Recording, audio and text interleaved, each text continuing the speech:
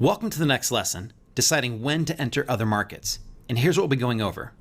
Amazon's global revenue breakdown, what's involved in entering a new market, how to decide when you're ready to do so, where to launch first, and how to get help along the way. While the US is definitely the biggest market for Amazon, making up about 2/3 of their overall sales, the international markets definitely make up a significant portion and are growing.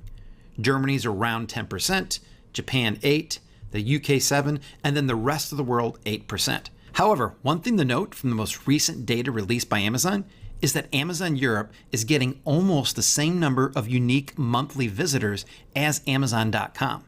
That tells us that Europe is still growing and there's tons of opportunity to greatly increase your business by expanding there. Here's what's involved in entering a new market. You need to determine how you're going to set up your business, such as, are you going to create a new one in that country or use your existing business you already have set up? You need to apply for any necessary tax IDs, such as EIN, VAT, EORI, or anything else applicable to the country you're moving into. You might need to find a company to import your products for you and get them to Amazon. And then you have to determine how to translate and localize your product listings. Now, Amazon does have their own service called BIL, which stands for Build International Listings, to help you with that, or you could hire a third party to help you with that as well. You may need to redesign your packaging or your instructions and inserts. Mostly though, you might just need to translate them into any different languages that are necessary. You have to determine if there are any special regulations regarding your products that you're not aware of. And you have to determine how you're going to perform customer service in those countries, especially those that have large time zone differences from you or speak another language. Basically, it's a lot of work to do all this. So how do you decide if you're ready? Well, here's some guidelines to help. You should already be successfully selling multiple products. If you only have one product right now, it probably makes more sense to go ahead and launch another product before you expand into a new marketplace.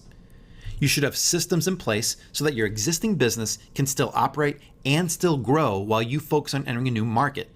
The last thing you want to do is jeopardize your current business just to expand into a new marketplace.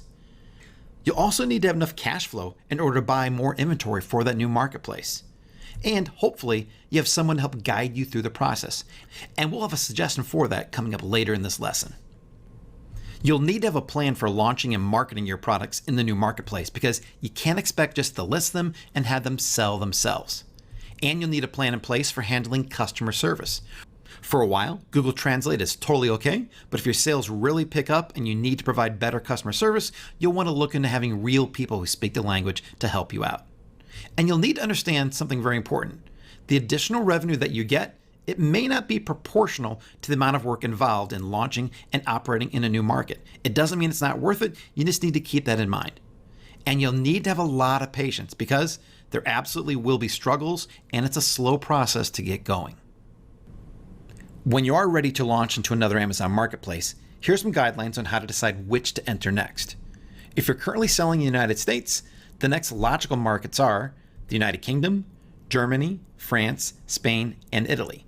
And even though Germany is the biggest market in Europe, you'll actually want to launch in the UK first and make that your home market because of the language and also because it's really easy to ship products anywhere to the rest of the EU, all from inside of UK.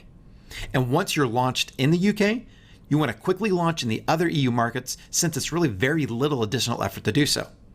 Now, if you're currently selling in Japan or the European marketplace, then the next logical market for you is the United States simply because of volume. If you do decide to expand into, or if you're currently selling in the EU marketplace, you'll want to check into the General Data Protection Regulation, or GDPR, that was enacted in 2018.